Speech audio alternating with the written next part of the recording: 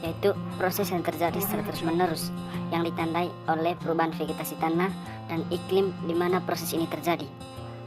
Perubahan vegetasi dimulai dari tingkat pionir sederhana sampai pada tingkat klimaks. Yang berikut yaitu tentang komunitas klimaks. Komunitas yang berada dalam keadaan keseimbangan, dinamis dengan lingkungannya.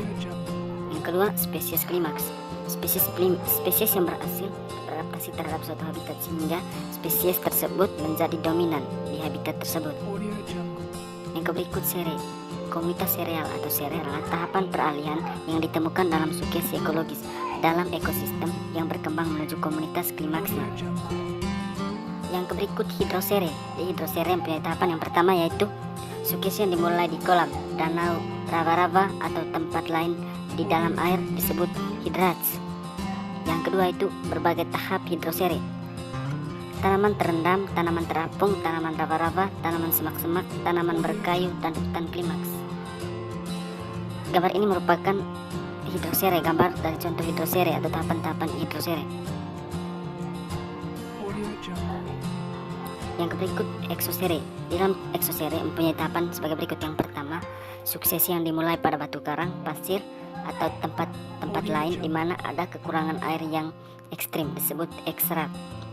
Yang kedua itu berbagai tahapan eksosere dapat disebut sebagai tahapan Churstose-Lichen, tahapan Foliose-Lichen, tahapan lumut, tahapan herba, tahapan semak, dan hutan klimaks.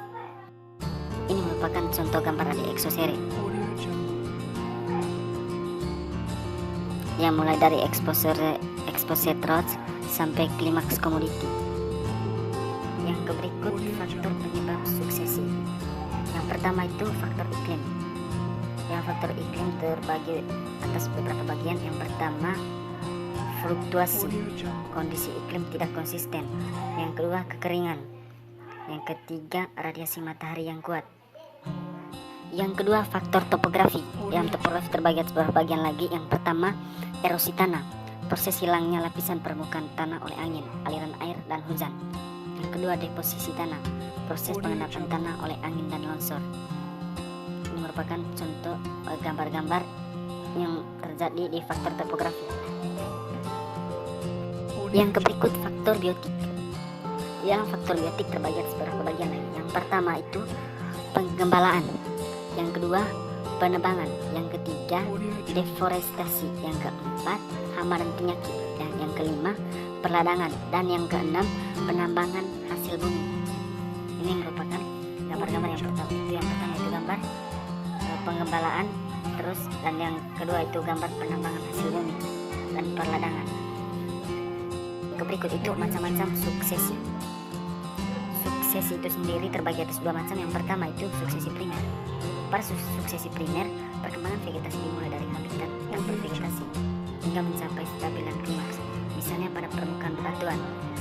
Ini yang pertama itu gambar yang pertama ini, yang ke A, approach itu merupakan batu yang netral atau tidak terjadi apa-apa atau tidak terjadi suksesi. Nah, ketika dia sudah terjadi suksesi, maka hasilnya seperti gambar yang kedua ini, itu sudah terjadi suksesi primer. Oke, yang berikut itu suksesi sekunder. Suksesi sekunder terjadi jika klimaks atau suksesi yang normal terganggu atau dirusak. Pada habitat tersebut masih ada substrat hidup atau organisme yang lama. Gangguan dapat terjadi karena perladangan, bakaran kecil hingga sedang atau illegal logging. Ini merupakan contoh gambar lain suksesi sekunder. Ini merupakan video singkat tentang suksesi sekunder.